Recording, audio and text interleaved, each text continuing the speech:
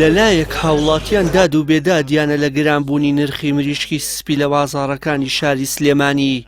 لەلایەکی دیکەشەوە خاوەن کێڵگە پەلەوەریەکان دەستەوسانن لە بەرامبەر ڤایرۆسێکی کوشندەی پەلەوەری کە تەنگی بە کێڵگەکانیان هەڵچنیوە. نوێنەری کێڵگە پەلەوەریەکانی شاری سلێمانی هۆکاری گرانبوونی نرخی مریشک ئاشکرا دەکات و ڕای دەگەیەنێت بەهۆی هاتنی ڤایرۆسێکی کوشندە بۆ کێڵگە پەلەوەریەکان و تێچوویەکی زۆر لەسەر بەرهەمهێنانی ئەو مریشکە. نرخی گۆشتی مریشک بەم شێوەی ئێستا هەڵکشاوە. نەخۆشیەکە ئەم ساڵ بەقووەترە لەپار.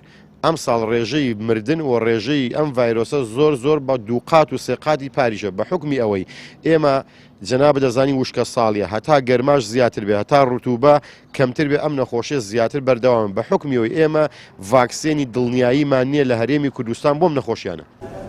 لای خۆشیەوە بەڕێوەبەری چاودێری و بازرگانی سلێمانی سەرەڕای پشتڕاستکردنەوەی بوونی ڤایرۆسەکە لە نێو کێڵگە پەلەوەریەکان وەکو هۆکارێک بۆ بەرزبوونەوەی نرخی مریشک. وتیشی بەرزبوونەوەی نرخی عەلەف و ناجێگیری دۆخی سیاسی و ئابووری جیهان هۆکارێکی دیکەیە بۆ گرانبوونی نرخی گۆشتی سپی. ئێمە بەدواچوونێکی وردمان کردەوە بۆ نرخی مریشک لە ناو شاری سلەیمانی و کێڵگە پەلەوەریەکان و معامەلی عەلەفەکانە.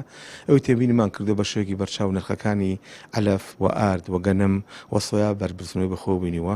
بۆ نمونە عەلەف یەک تەن لە 470 دلار بۆ بە 720 دلار و ئێستا بۆتە بە 660 دلار ینی یەتە خوارەوە بەرزیژە بێتەوە ئەبۆی ئەو زڵفە دووەلی کە هەیە. سۆیا لە 400 دلار بۆ بە 1000 دلار و ئێستا بۆتەوە بە 680 و 700 دلار. گەنم یەک تەن لە 450,000 بۆ بە 750 ئێستا بۆتە بە 600,000. ئارد یەک تەن لە 400,000 بۆ بە 800,000 و ئێستا بۆ 750,000. ئەمانە مەجموعەی فاکتەرن کە ئێستا نرخی مریشک بە شێوەیەکی بەرچاو لە ناو بازاڕەکانی شاری سلێمانیا بەرزبوونەوەی بەخۆ بینیوە.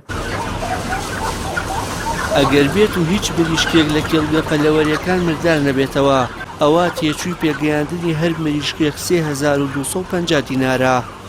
بەڵام لە ئێستادا 1 کیلۆ مریشک بە 4500 دینار دەگاتە دەستی هاوڵاتیان.